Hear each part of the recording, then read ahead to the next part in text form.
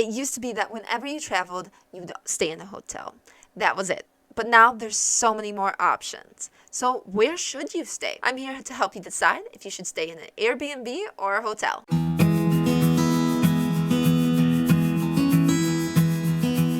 First off, if you're not familiar with Airbnb, it's a homestay app. There's Airbnb, VRBO, and HomeAway, and other apps like it, where people rent out the places that they own for the travelers to stay in.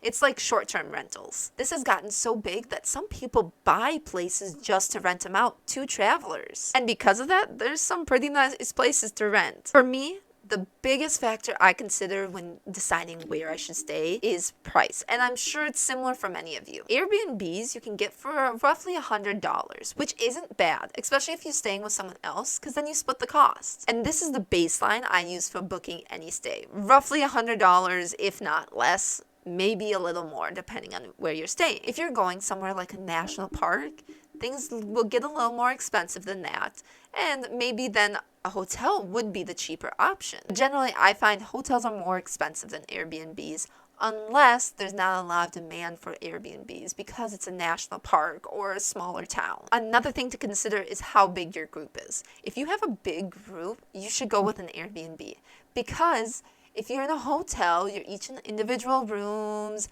and there's not a lot of space, and you don't have a common area. Sometimes you're not even on the same floor. With Airbnbs, you have a lot of space, and you're all together in one place. Yeah, you're all together in one hotel, but it's not quite the same as being together in one home with an Airbnb. And usually if your group's big enough, Airbnbs will have separate rooms, but have that common area, and it's all connected, which is a lot different from a hotel. But if you have a smaller group, maybe you should look into a hotel, because you don't need all that space. Another nice thing about Airbnbs is that they have a potential to have a washing machine.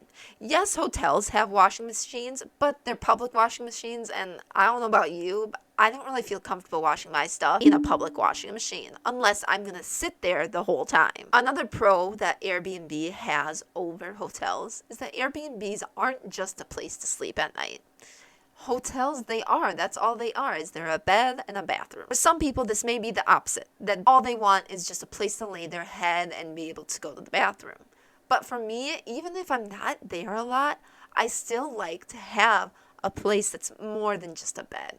It makes me feel more comfortable, and it makes me actually remember the trip better because I have fond memories of the place I stayed as well as the excursions I did. Now, what hotels have over Airbnbs is hotels usually have free breakfast.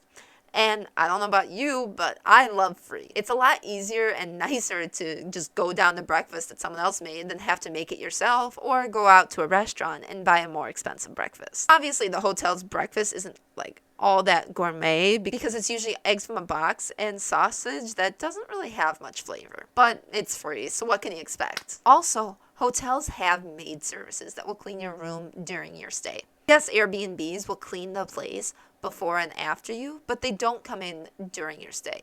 For me, I don't really need a maid to come in and clean up while I'm staying somewhere, but if that's something you want, consider that too. And the other thing is, when I leave an Airbnb, I feel the need to pick up because you're in someone's home, but with hotels, it's not like that.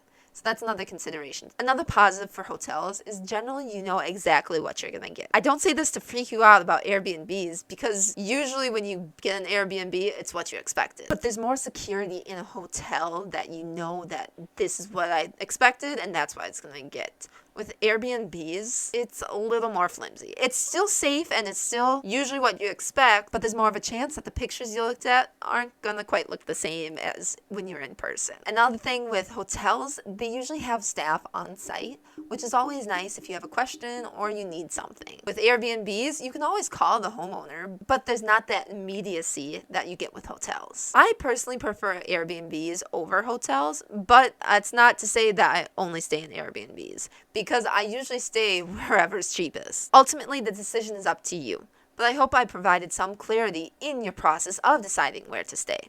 If you liked what you saw today, please hit that like button, consider subscribing, and enjoy your next trip.